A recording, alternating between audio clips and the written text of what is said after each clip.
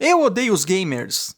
Os animes. Obviamente não é como se eu pudesse julgar qualquer gamer, pois bem, eu tenho algumas belas bizarrices como um PS Vita.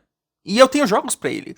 Você também poderia incluir otakus dentro dos animes nessa discussão. Acontece que otakus não tem um gênero inteirinho que recebe 6 títulos novos por temporada, cujo único propósito é apelar de maneira desesperada ao hobby do seu público.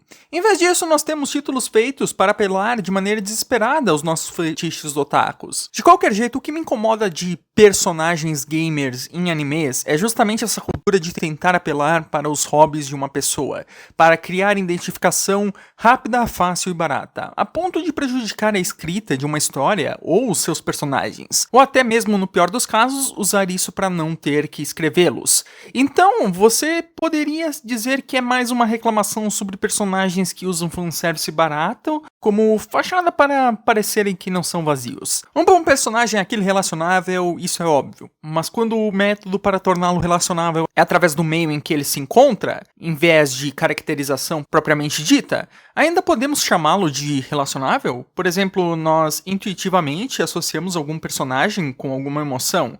Felicidade, tristeza, raiva, ódio, etc. Claro, de onde ele veio e quem ele é também é importante, só que quando você tira essas emoções e deixa apenas o status, você tem um personagem raso e só resta a ele títulos arbitrários dados pela própria obra.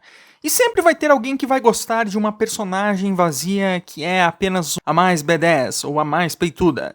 E talvez é por isso que desses títulos, os personagens que são classificados como o gamer ou o otaku são os que mais me irritam, porque são fanservices muito abusados atualmente, além de serem fáceis de inserir na obra. Quando você quer agradar um público com um hobby em comum, você precisa de um elenco que tenha algo substancial para oferecer se quiser torná-los personagens bons. Só que quando seu objetivo é apenas agradar pessoas de maneira tão rápida que não sobra tempo para elas refletirem no que está sendo oferecido, você não precisa de caracterização. Na verdade, é mais efetivo nem ter.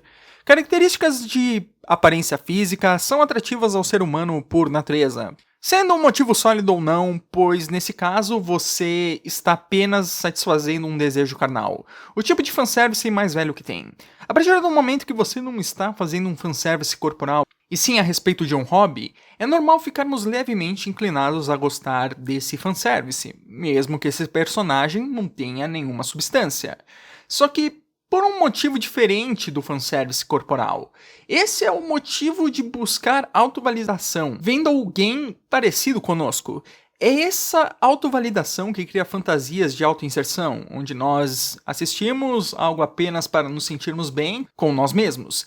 Se o protagonista é a encarnação do hobby que eu gosto, logo, nós somos iguais. Então, qualquer coisa bem-sucedida que esse protagonista faz, significa que eu também estou sendo bem-sucedido. E é por isso que algumas pessoas se satisfazem com personagens assim, mesmo sem caracterização ou conflitos. Pois se de um gamer ou otaku o personagem vira um gamer ou otaku inseguro, já fica difícil você atender o desejo de alguém estar assistindo aquilo para se sentir validado. Afinal, se eu disser que me identifico com ele, eu estou dizendo que me identifico com essa insegurança, que é o oposto da satisfação rápida que eu procuro. E tudo isso me fez notar, existe uma diferença gritante de algo parecer auto-inserção ou não. Por exemplo, Jakuchara Tomozaki-kun tem um protagonista gamer que é inseguro e ele é uma pessoa de verdade. Ele não é reduzido a apenas o seu hobby. E por isso, enquanto assistia, não veio à minha mente que isso foi apelativo, era apenas um fanservice bobinho e inocente. Agora, Tate no Yusha no Noriagari é um exemplo horrível disso.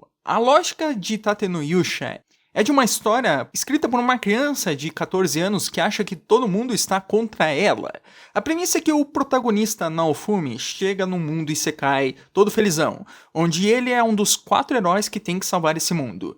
E o reino inteiro se vira contra ele, por um rumor sem fundamento e sem fonte confiável, fazendo ele perder todos os seus recursos e suporte, assim como a vontade de ajudar as pessoas.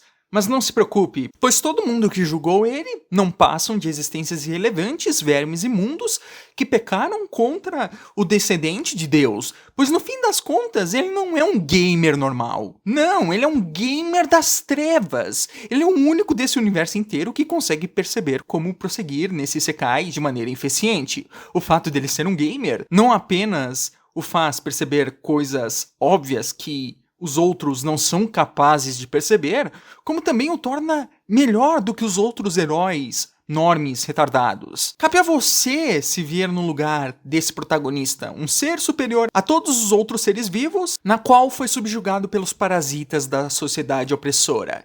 É essa experiência que este personagem tem a te oferecer. É vergonhosamente estúpido.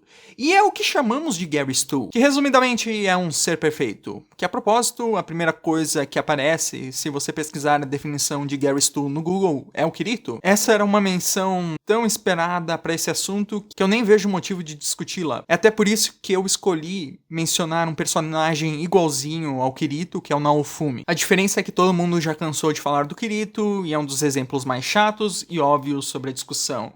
Até eu sabia que o nome dele ia ser incluso nesse vídeo antes mesmo de começar. É importante ressaltar que se estivéssemos falando de uma comédia, isso provavelmente não seria um problema, pois a história não se levaria a sério. Um personagem que faz tudo perfeitamente, mas que é uma piada, não passa de inofensivo.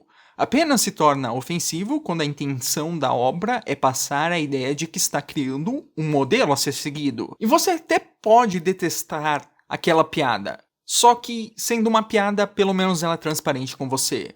Por exemplo, eu detesto a Konata, mas isso é porque ela é uma personagem de verdade que tem uma maneira de agir própria. Eu detesto ela por causa dessa maneira de agir, e não por ela ser uma gamer ou um otaku. É até por isso que Bofuri é o meu isekai preferido, pois enquanto Sword Art Online, Tate no Yusha, no Nori Agari engrandecem uma fantasia, Bofuri é o oposto, por se tratar de uma garota avoada que quebra um jogo sem nem entender o que está acontecendo, ganhando de todos os outros jogadores hardcore no meio do processo. Ela não quebra o jogo porque ela é uma gamer que é a mais competente que o universo inteiro. E meio que estava subentendido desde o começo que isekais são os principais culpados por engrandecer essa fantasia. Eles são um escapismo perfeito, e a maioria dos protagonistas desses isekais tem todos a mesma firula de um protagonista rejeitado pela sociedade, mas que é um gênio incompreendido por ser um gamer ou seja lá o que ele faça. Mas isso não é uma discussão sobre isekais, ou pelo menos eu não queria transformar nisso, pois outros gêneros, em proporção bem menor, também tem esses problemas. Assim como se fosse para falar de isekai, nem de longe esse é o único problema que me incomoda no gênero. E é devido a tudo isso que a autoinserção não é um tipo de experiência que agrega para mim, pois não há defeitos nos personagens dessas obras. Não há nada que é possível tirar ou aprender com eles. Nem lições bobas como o poder da amizade. Só restam duas alternativas para você conseguir tirar algo, ou apenas você vê as ações deles e goza sem pensar, ou você é egocêntrico bastante em querer ver em você mesmo a sua própria perfeição através desse personagem. Ambos são fanservice, e existem milhares de outros fanservices que são não apenas melhor, mas também mais respeitáveis do que isso.